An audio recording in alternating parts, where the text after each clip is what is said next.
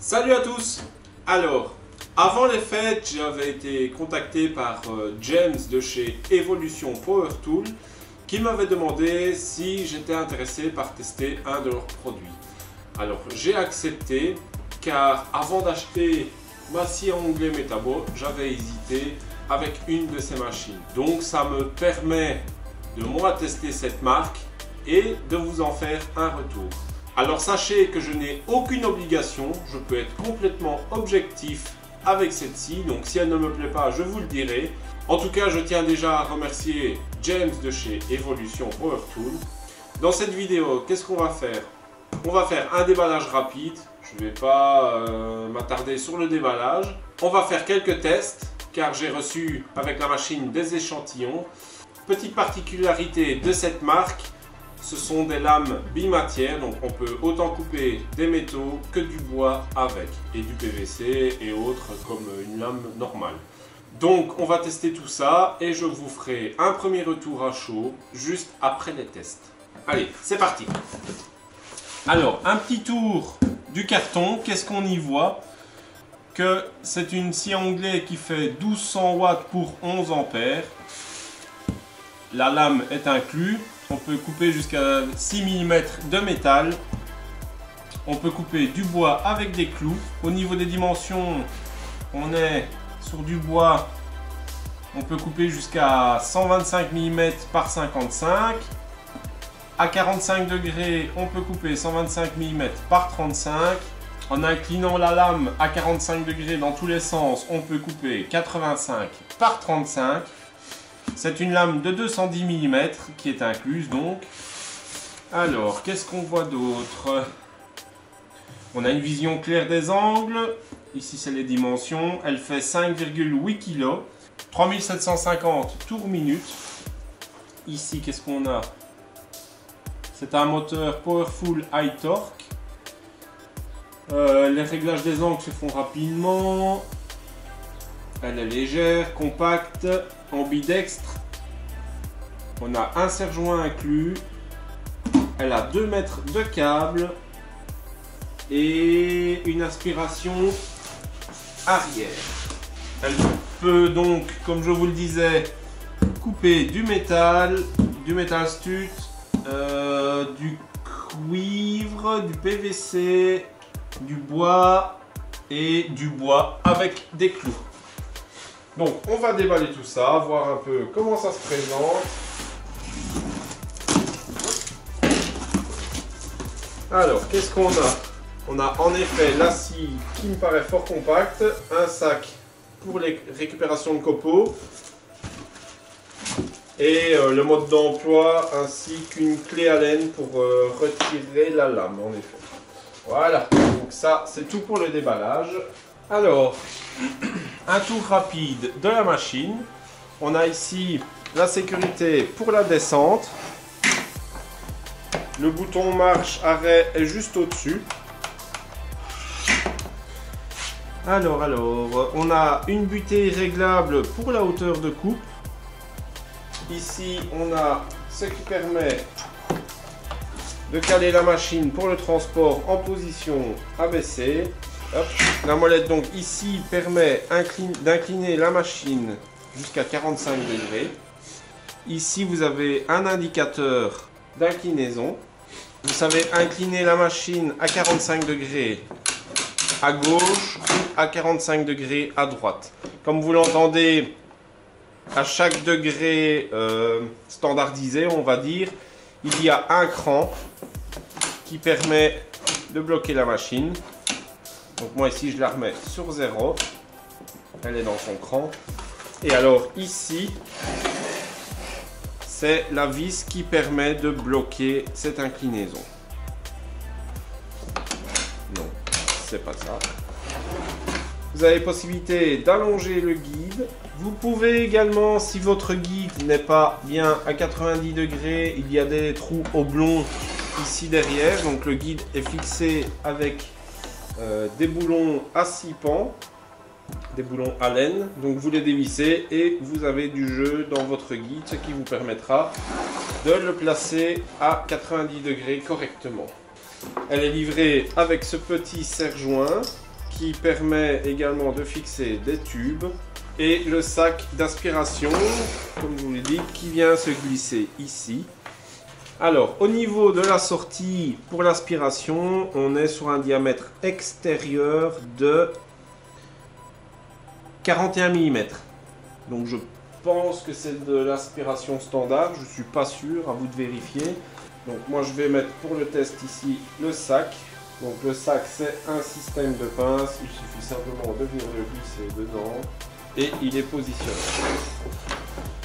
Alors on va passer à quelques tests rapides et je vous ferai part de mes retours juste après. J'ai oublié de vous dire, le serre-joint, vous pouvez le mettre à gauche ou à droite. Le seul problème, c'est qu'à droite, vous allez avoir le moteur qui est dans le chemin. Donc, je ne sais pas pourquoi ils ont fait ça. Dans le colis, j'ai reçu un bois avec des vis. Ça peut être des vis ou des clous. J'ai reçu un bois un peu stratifié pour voir un peu comment ça coupe. Un morceau de tube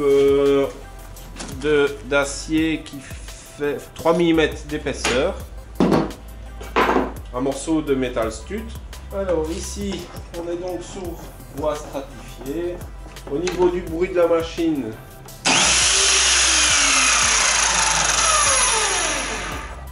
je vais juste vous rapprocher un peu de la lame.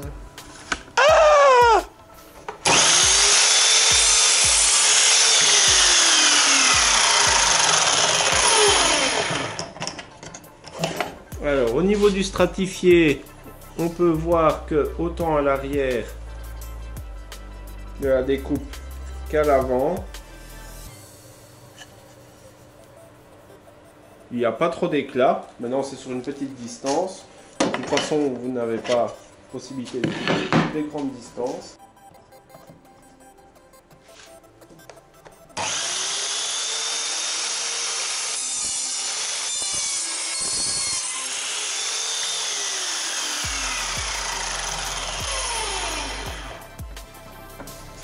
Donc, comme vous pouvez le voir, évidemment, ça coupe facilement. Hein. Il y a quand même quelques étincelles, donc protégez-vous les yeux. La coupe, quant à elle, est un peu grossière. Bon, on est dans du sapin et on est sur une lame à combien de dents ici? Je ne sais pas si c'est noté dessus. 20 dents. Le bout d'acier, on va voir ce que ça donne, si la coupe est nette ou pas. Alors le serre-joint qui est fourni avec est fait normalement pour bloquer des pièces rondes aussi. Je vais écarter un peu la caméra pour éviter d'abîmer l'objectif avec des projections.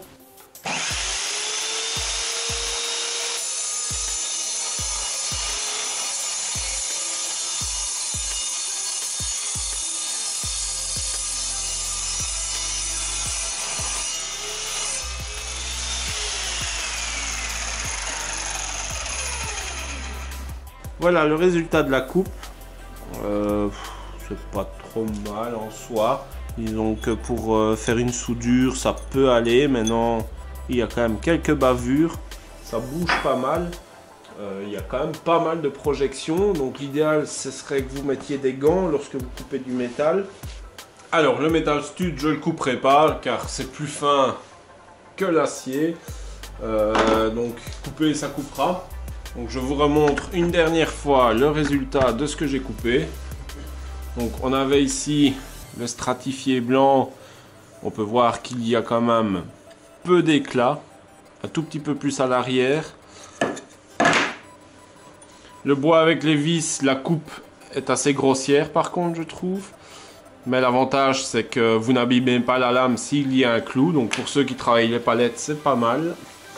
Et au niveau de l'acier, que dire, c'est net sans être parfait. Il y a des bavures, mais je pense qu'on a dur, à part avec une scie à ruban spéciale métal, de faire mieux. Dès que c'est un disque, il y aura toujours des bavures, je crois. Pour ce qui est de la soudure, comme je vous dis, c'est suffisant. Hein, vous savez largement souder avec une coupe comme ceci. Je vais pas tester les coupes à 45, etc. C'était vraiment pour vous montrer l'utilité de cette machine. Donc je vais vous faire un premier retour. Avant toute chose, on doit bien se dire que c'est un matériel qui coûte, je pense, aux alentours de 70 €, donc ce qui est vraiment peu pour une scie à onglet. À première vue, elle m'a l'air de bonne fabrication, elle m'a l'air pas mal. Je verrai à l'usage, je ferai quelques tests hors caméra, je ferai probablement un projet avec, voir un peu comment elle se comporte dans la pratique. Les premières choses que j'ai pu remarquer, c'est sûr qu'elle est fort compacte. Donc si vous devez aller en déplacement, etc., pour pas vous encombrer, une fois qu'elle est repliée, c'est sûr qu'elle prend pas énormément de place. Comme vous pouvez voir, elle se range très facilement. Elle a l'avantage que si vous travaillez des palettes ou du métal stud ou que vous devez couper du métal, eh bien, elle peut le faire sans problème.